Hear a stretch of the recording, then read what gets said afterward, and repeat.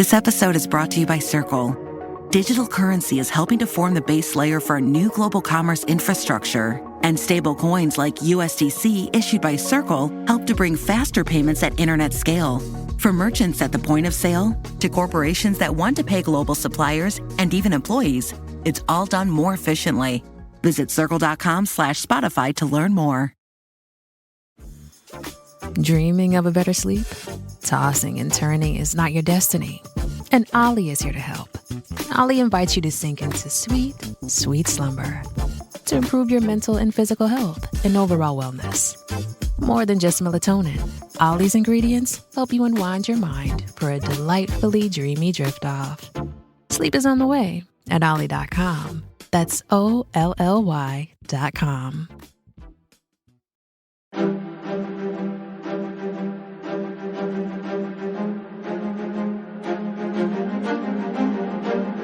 Hello, and thank you for listening to The History of World War II podcast, episode 359, All Good Things Must Come to an End. With the success of the Saturday night club run on November 9th that saw the destruction of an entire Axis convoy heading for Rommel, the Italians figured out that they would either have to give up completely, which they could not do, or focus on the source of their troubles, which was, of course, Malta. If they could reduce the island's port facilities, then hopefully that would go a long way in stopping the ships or subs based there from harassing shipping coming from the Italian mainland. And if that could be accomplished, then Rommel was well on his way to taking over Egypt. But first things first, Malta. With this new resolve established, the Italians increased their air raids over the various ports, but most certainly Grand Harbor. In fact, one raid came before the Saturday night club run, as Axis shipping had already been suffering for some time. That had been on October 14th, Tommy Thompson's 21st birthday. But it was not to be a day of fun nor celebration. First, Tommy and his squadron were awakened as the early morning raid was on its way. The way the first response had evolved up to this point, 4 planes, 2 groups of 2, would take off. Everyone else would be on standby. The Allied pilots got to the Italians before they reached the Grand Harbor, and from there a mixed-up series of dogfights ensued. The Italians had the Maquis 202 fighter, which was better than what the British pilots had, so cool heads were needed. Obviously, Dennis Barnwell, Tommy Thompson's number 2, decided on a different approach. Trying to bluff his opponent, he charged in, ignoring the faster speed of the enemy plane. Tommy quickly lost sight of his partner, but seconds later, he was relieved when he heard Danny say over the radio, "Got one!" This was great news, as the Italians, normally, turned away after their first few losses. And yet, within seconds of Dennis's exclamation, his second radio message was less joyous, stating, "Bailing out, cut engine, am coming down in the sea." Tommy figured either the Italian fighter pilot spent his last seconds on this earth firing at Dennis's plane, or another plane had taken advantage of Dennis's focus on that one plane. It wasn't long before the other Italian fighters were gone, which left the 3 Allied pilots to begin looking for Dennis in the waters below. They were soon joined by planes from 249 and 185 squadrons. And probably because of the raid and the loss of Dennis's plane, just as one of the newly arrived Hurricanes showed up, it took a shot at Tommy as he was over the Grand Harbor. Fortunately, this man missed and later apologized to Tommy. Then he found out it was Tommy's birthday, so he bought him a drink or 3. Dennis Barnwell was never found. Tommy decided it was a birthday best forgotten. Not that anyone else on Malta was having a good time of it. Though the Germans had left, the Italians had put in enough appearances to still stress everyone out. A bomb was a bomb, whether it was dropped by a professional or someone just hoping to get the hell out of there. The explosion was the same. So by November, the stress suffered by the military staff, their supporters, and the civilians was equal to when the Germans were there. Another problem for those on Malta, but certainly the pilots and various AA gun crews, was the rise of the catarrhal jaundice cases. This illness is a virus that affects the liver and can cause bile pigments in the blood. The results are feeling depressed, drowsy, and irritated. Needless to say, part of the cure was complete bed rest, something that's a little bit difficult to do during a war. In fact, by November, telegraphist air gunner, or TAG, Nat Gold, was just getting over his own bout. It may be remembered that back in July, his plane was the last on a bombing run, and as such, his aircraft received a lot of attention from the guns below. Still, his pilot, inexperienced and just trying to stay alive, dropped his torpedo, and everybody on board was shocked when it struck true. The only problem was, by then, their airplane was over the target. Hence, the huge explosion that followed lifted their plane and threw it higher into the sky. Somehow the pilot got things back under control, and Nat was guessing that this would be the worst thing that he experienced in the war. Then came his illness. Nat was forced to reassess the worst thing in the world to his current pain. Nat was sent to Mtarfa to recuperate, or at the very least to be out of the way of the fighting men. To Nat's shock, hundreds more were already there, and they were already suffering in this stuffed structure. In fact, the nurses, there were only a few available for duty, had to teach some of the less sick men how to perform certain tests on themselves and others. That, along with constantly changing bandages, kept the healing men rather busy. In time, Nat and many others got better and returned to How Far. But looking around, Nat already missed the hospital. It was cleaner and in better shape. Their hut had no windows. They had long since been blown out by exploding bombs, and the many holes in the walls made the structure more like a gazebo than a hut. But as it was November, and the windowless and pockmarked hut allowed all the cold air in, Nat used his knowledge from his civilian life to build a device that could sustain an electric fire. It worked. That was the good news. That everyone gathered around it, almost pushing Nat out of his bed each night, well, that was the bad news. Here's a question for you. What would you do to save humanity? And how far would you go to stop someone who was getting in your way? The ancient rivalry of assassins and Templars cuts to the heart of good versus evil. But it wasn't always clear who was good and who was evil. Plug in to explore the amazing world of medieval feuds. Echoes of History, Assassins vs. Templars, is a special collaboration between History Hit and Ubisoft, the masterminds behind the Assassin's Creed games. Hosted by Dan Snow from History Hit and Matt Lewis from Gone Medieval, together they will take a close look at the real history of the secret societies, which inspired the Assassin's Brotherhood and the Templar Order in the Assassin's Creed games. Plus, they will bring on other premier historians as they discuss unearthing the myths of the Grail and who really was the inspiration for the main characters in the game. Echoes of History, Assassins vs. Templars podcast is available right now wherever you get your podcasts. Listen and subscribe to Echoes of History today to discover the hidden truths that have shaped our world and inspired the video game series. That's Echoes of History wherever you get your podcasts. Listen today and subscribe for more. You may recall it was the Australian flight commander Titch Whiteley who had given Warby, or Adrian Warburton, a second and even third chance. And true enough, Warby morphed into an incredible pilot, photographer, and fighter. But Titch had been transferred out back in June, and as he had been a stickler for his men to be in their uniforms proper, Warby's appearance went downhill drastically after Titch left. Warby soon became instantly recognizable to all because he wore the same thing over and over. His gray flannel slacks, suede desert boots, army blouse, and his battered and oil-stained cap. This last part was because Warby would rather spend time with the ground crews than other pilots. Well, them and Christina Ratcliffe.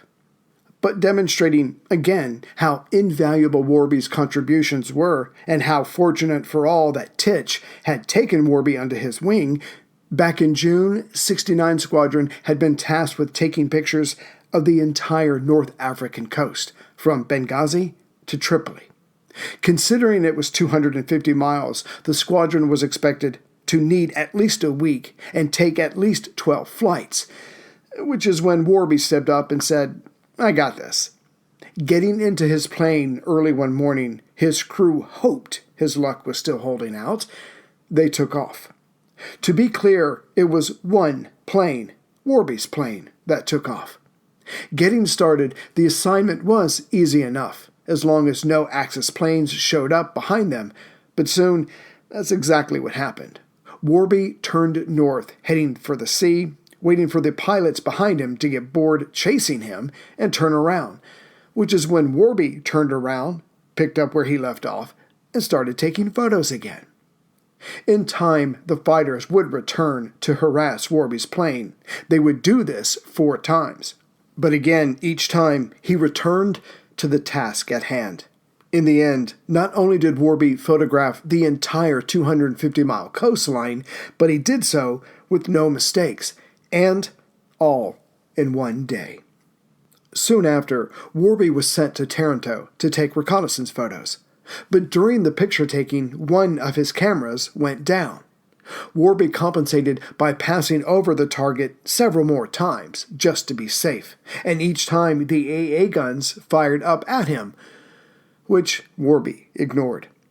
Besides getting the brass the best photos they'd ever seen, occasionally Warby would have to fire back at a pursuing plane and take out an Italian reconnaissance plane. This he did twice, and at the end of the summer, Warby took out, God only knows how, a Maquis 200 fighter. By now, Warby was an ace with 8 kills, but all he cared about was a loose interpretation of the rules, flying, taking pictures, and Christina, though who can tell how he would have prioritized that list. But there was a downside to all this activity, even for a young man like Warby. By the end of September, he had 155 operational flights, and though he had earned the DFC twice, the demanding schedule showed on his face. First, Warby responded by taking 30 aspirin tablets a day. This was probably without a doctor's recommendation, and who knew if it was helping or not, but Warby thought it was. But if war teaches us anything, it's never good to have one person to become indispensable. Hence, Warby would leave by October, the last to do so from 431 flight. Warby was heading for Egypt for some rest, proud of what he had accomplished. Not that his story is over, nor would he be the last to leave Malta near the end of 1941. Another familiar name about to leave Malta was pilot Tom Neal on the night shift. Now a part of 249 Squadron, Tom and his co-pilots were serving the war effort by acting as fighter bombers, raising hell for those on Sicily when they could. Sadly, his run-in with and tirade at Air Marshal Arthur Tedder about getting some Spitfires to Malta resulted in nothing. By this point, the men flying the planes had shot down just over 200 enemy aircraft. Just imagine what they could have done with Spitfires. So where were they, and why were they not here?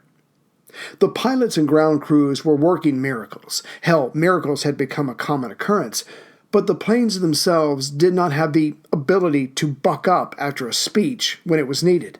No, they simply got older and more used up. We have already seen several pilots having to bail out as their engines locked up. Tom, again risking his freedom and rank, went to complain again to Hugh Pugh Lloyd. But all for naught. Lloyd went on about it was the man that mattered, not the plane. Tom stood there, taking in this latest helping of sophistry from Lloyd, and he almost punched his superior in the face. Yeah, it was time to put in a request for a transfer. During their argument, Tom said he knew for a fact that Spitfires were so plentiful back home that they were coming out of people's ears, which was basically true. Between November 1940 and the end of 1941, 8,442 Hurricanes were built. Also during that same time, 11,797 Spitfires were built. And during this time, the planes either stayed home or went to the Middle East or the Mediterranean. So why were there none on Malta? The answer to this question is layered, as are most answers to complicated problems. Without caring about prioritizing the list or hurting anyone's ego, here are some of the main reasons. First, and Tom Neal certainly believed this, the brass back home where the planes were made could simply walk into another room and talk to the right people who made the decisions where the planes were going, versus a commander out in Asia or the Mediterranean. And these men were older than Tom, who suspected that they were just worried about protecting themselves, versus Malta, which was true enough and always will be. Another way to think of it is proximity equals influence, which circles back to Air Commander Hugh Pugh Lloyd, who should have been engaged in his own warfare with London about getting Malta some damn Spitfires. But as his background was bombers, he did not appreciate what the pilots were up against. In fact, the majority of Hugh Pugh's requests back home were for bombers, not fighters. At least General Dobby, the former man in charge, had asked for fighters, but that had been a part of the problem as well. In his messages, the word fighters was used, not Spitfires. So it could be argued that London did not know that Malta wanted the most modern fighter to hand. Then there's the perspective of the War Cabinet to consider. Yes, the Battle of Britain had been won by the beginning of 1941, but it had been a close-run thing, and the threat probably seemed not over yet. As for the Battle of the Atlantic, the Allies were certainly losing that in 1941, and thus London's focus could be excused for being closer to home. And as the Germans were gone by late September of 1941, perhaps London thought Malta would be fine with the ever-increasing, obsolete Hurricanes. Yes, they had been stellar planes, but they were also a product of the 1930s and had quit evolving in 1940, whereas the Spitfire was just getting started in its evolution. If an example is needed, the Hurricanes only went up to Mark II, whereas the Spitfire would see 24 varieties by 1947, which all means if the Germans returned to the Mediterranean or if the Italians got their act together, Malta would need Spitfires, not excuses. Based on the true story that shocked the world. Critics are calling A Spy Among Friends on MGM Plus a thrilling new Cold War drama. Treason. That's what I'm accusing you of. With spellbinding performances. I am not a traitor! Starring Emmy Award winners Damian Lewis and Guy Pearce. You're trying to get me killed. Give me one reason why not. Are you lonesome? A Spy Among Friends. Watch now, only on MGM Plus. The exodus of names we have become familiar with continued. Next up was Tubby Crawford of The Upholder. However, for him, it was bittersweet news. Yes, he was leaving behind a close-knit circle of friends. War will do that. But he was heading back home to start his training as a commanding officer. Of course, that also meant saying goodbye, or at least see you later, to Margaret Lewis, as they had become very close over the year. But this is not the end of their story. Then there was the goodbye to his commander, Wankman. The latter would write, in regards to Tubby, "He has done marvelous work and is a good friend." And in that sentence, so much was said. As for Wanks, he found out that he was to be awarded the Victoria Cross, the highest British award for gallantry. When he came back from his latest sortie and fell asleep in his bed, Shrimp Simpson, in overall command of the Malta-based subs, had someone sneak in and remove his tunic and sew on the VC ribbon onto the breast. Wanks woke up put on his uniform, went to breakfast, and did not even notice the alteration. Someone had to point it out to him, to which Winks said in a very dangerous voice, "This prank is not funny." Which is when Shrimp Simpson stepped in and said, "Oh, it's no joke. Congratulations." The BBC made much of the award, the first for a submariner. But when asked what quality was most needed in submarine warfare, Winks replied, that's a nasty one. So I will use a long word, imperturbability. How right he was, for it takes imperturbability to know that each time a group of subs goes out, one of them will probably not make it back. Indeed, Admiral Cunningham had lost 5 U-class subs that year, and those that died rarely did so quickly. Whether it was a depth charge or a mine, there would be an explosion, and the lucky ones would die instantly, whereas the rest had to wait for death to come to them, either in the form of drowning or asphyxiation. As mentioned last time, the forces of Admiral Cunningham had done an admirable job against the Axis shipping in 1941. What between the Fleet Air Arm, the RAF, newly arrived Force K, and the newly designated 10th Flotilla, the Axis had lost 77% of supplies meant for Rommel in November alone. And this paid dividends along the North African coast. When Operation Crusader was launched on November 18th, see episodes 165 to 177, Rommel was pushed back 500 miles in 6 weeks' time. Yes, the Commonwealth troops had done well, but it was mostly Rommel lacking fuel, food, ammunition, and various arms that made it possible. Even a blind man could see that. And Hitler was far from being blind. Yes, he screwed up royally at Dunkirk, and when invading Russia, he would split his forces instead of focusing on Moscow, but he figured out Rommel's problem pretty quickly. As Rommel and the Nazi forces under him were clearly superior to the Allied defenders, so Hitler thought, North Africa, Egypt, and the Middle East was as good as in German hands, should Rommel be given what he needed. And hurting that was Malta. So Malta had to be hurt back.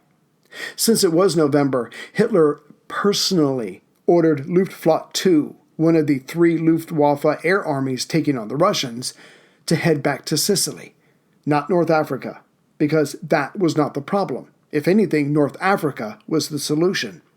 The Mediterranean had to become an Axis watering hole, so Malta had to be brought low. Furthermore, all German forces in the south were to be put under Air Field Marshal Albert Kesselring. As we have seen, the Italians were none too happy about this, but Mussolini and Foreign Minister Count Ciano had nothing to defend their poor showings with. The Germans were now in charge. All this was bad enough for Malta, Cunningham, and C&C Auchinleck, the new commander in North Africa. But it was about to get worse.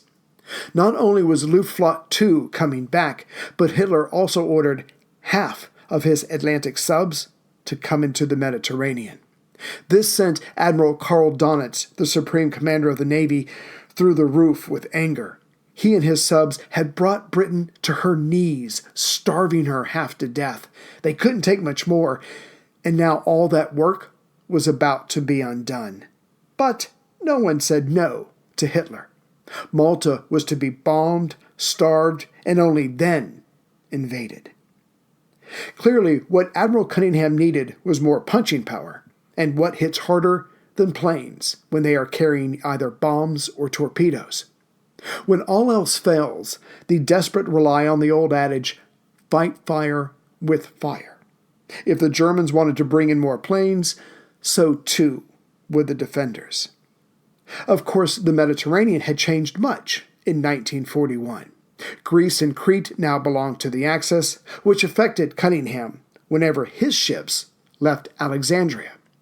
And until Operation Crusader was launched and succeeded, Egypt was being threatened by Rommel, and could become so again. On November 10th, the carrier HMS Ark Royal, escorted by Admiral Somerville's Force H, delivered more planes to Malta. No, they were not Spitfires. After that, the ships turned around to head for Gibraltar. And as word had gotten around that German subs were in the area, off the Spanish coast, Somerville reminded Force H to be wary. Either way, U-Boat 81, commanded by Friedrich Guggenberger, was already in the area, having left Brest, France, and was making his way to the Italian coastline. As the ships of Force H approached the sub's position, Guggenberger simply waited for the best target of all, a carrier, to come to him. On November 13th, the 27,720-ton Ark Royal sailed on, having sent off the latest batch of planes for Malta.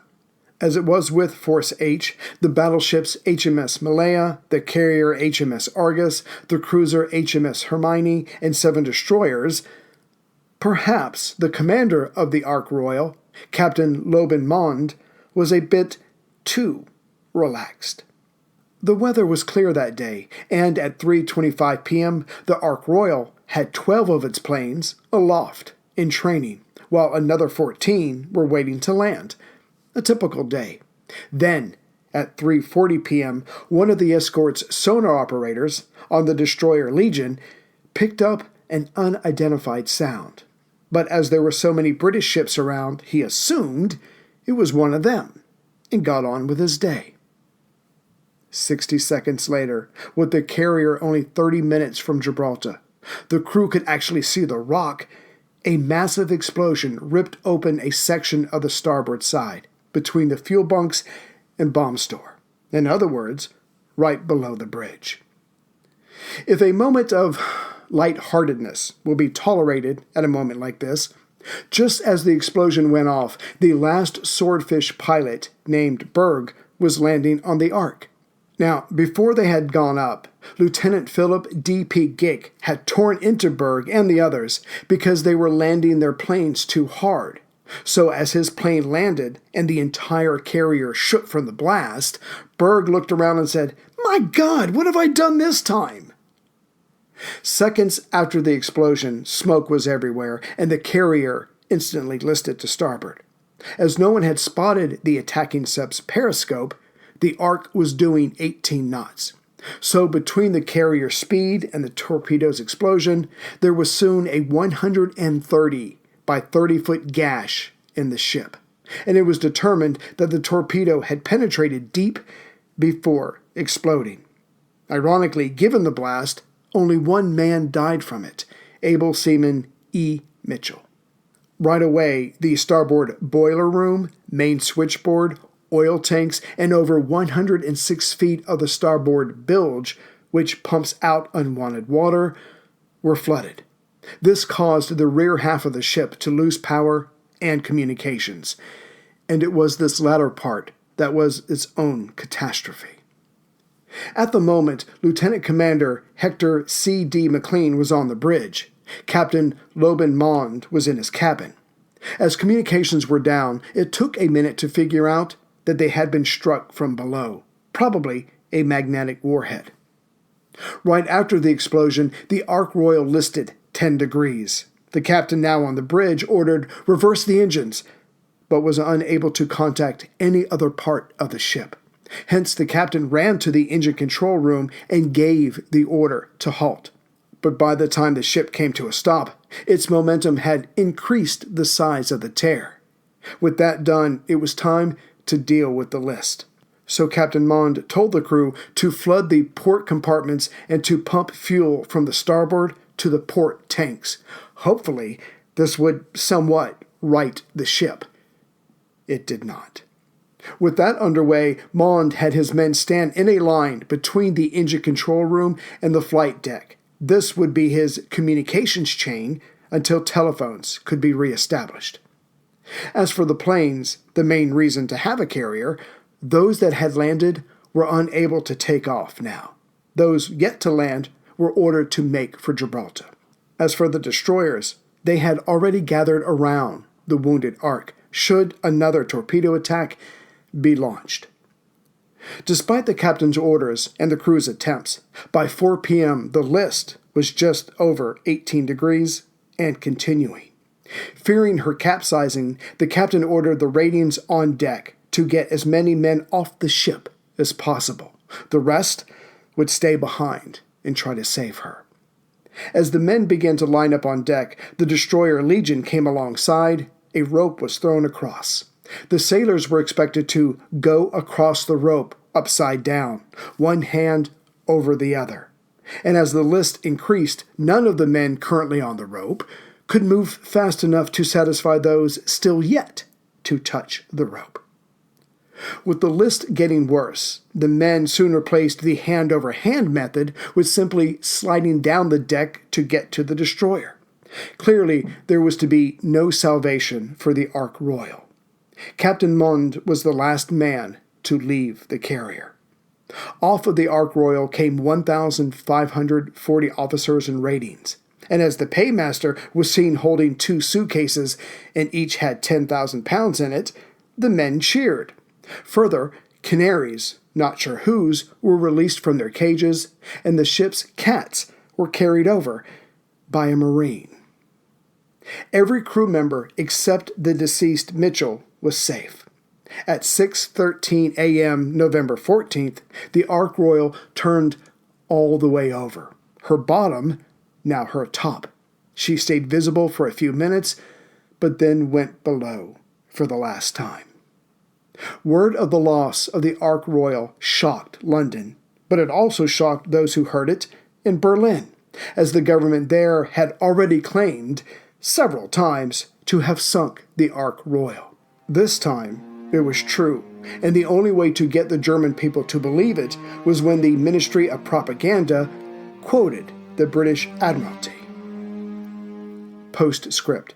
A board of inquiry court-martialed Captain Loban Mond, but did acknowledge his main concern had been for his crew.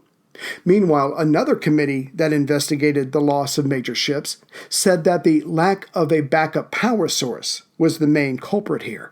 The captain or crew were helpless once power went out. These design flaws, as they were categorized, were rectified in the illustrious and implacable class carriers already under construction. The shattered remains of the Ark Royal was found in December of 2002 by C&C Technologies. The Ark Royal was found 30 nautical miles, that is 35 miles or 56 kilometers from Gibraltar, at about 1,000 meters depth.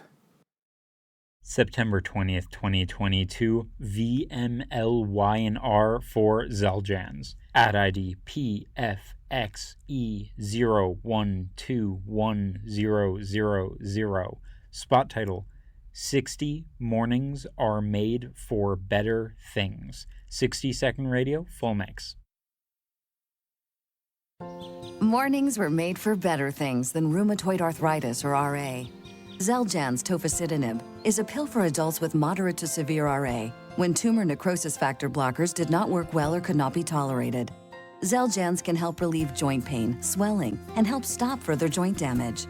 Zeljans can lower your ability to fight infections. Don't start if you have one. Before and during treatment, your doctor should check for infections like TB and do blood tests.